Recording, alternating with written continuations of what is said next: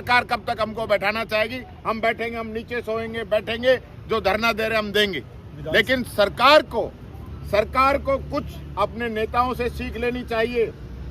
चाहे अशोक गहलोत जी रहे हों, वसुंधरा राजे जी रही हों, और चाहे भैरव सिंह जी शेखावत रहे हों, सदन के अंदर जब भी गतिरोध आया है उन लोगों ने आगे आके बढ़कर उसको गतिरोध को खत्म करने का काम किया है। यहाँ सदन के नेता को चिंता ही नहीं है, अध्यक्ष जी को चिंता ही नहीं है। मंत्री आते हैं जिनके पास कोई पावर नहीं है, यहाँ हाँ करके चले जाते हैं, मीडिया में बयान दे देते हैं, अखबार में फोटो छपवा देते हैं कि हम वार्ता करना चाह रहे हैं, कांग्रेस हट कर रही है। भाई कौन सा हट कर रहे हैं? हम लोग मीडिया के माध्यम से कहना चाहता हूं, कौन सा हट कर रहे हैं? अगर हम लोग ये बात, अगर टिप्पणी जो की गई है मंत्री के द्वारा जिस गलत तरीके से, उसको हम हटवा नहीं सकते और अध्यक्ष जी को अपील कर नहीं सकते, तो फिर यह क्यों आते हैं विधानसभा के अंदर? इसलिए विधानसभा के अंदर आते हैं कि हाँ, यह बीजेपी के जो मंत्री है, जो नेता है, हमको गालियां देंगे, हमारे नेताओं के लिए भद्दी टिप्पणियां करेंगे, व्यंग्यात्मक बातें रखेंगे। यही मंत्री तख्तियां लहराते हैं, जवाब नहीं देते। खुद मुख्यमंत्री जी जो इनको 10-10 बार डांट चुके हैं कि आप जवाब दीजिए, आपकी परफॉर्मेंस अच्छी होनी चाहिए, आपका जो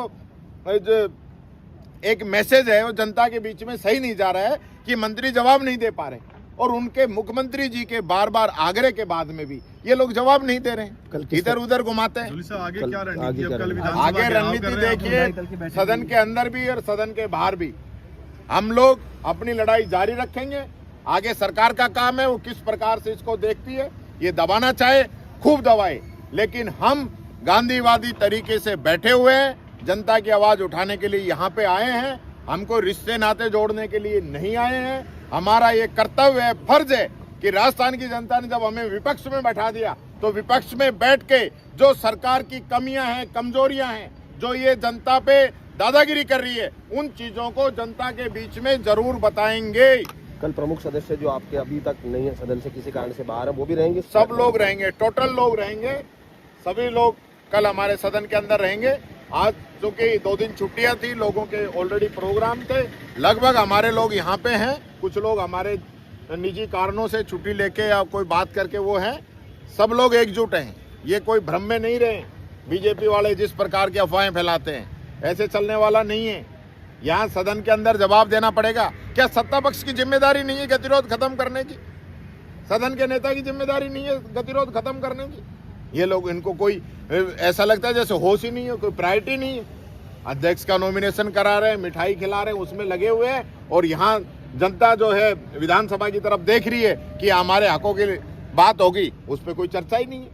तो क्या लगता है कि बजट में चर्चा नहीं हो इसलिए भी गतिरोध बना देने? 100% मैं मीडिया के माध्यम से फिर बताना चाहूंगा, ये गतिरोध बना अविनाश गहलोत की टिप्पणी के बाद में।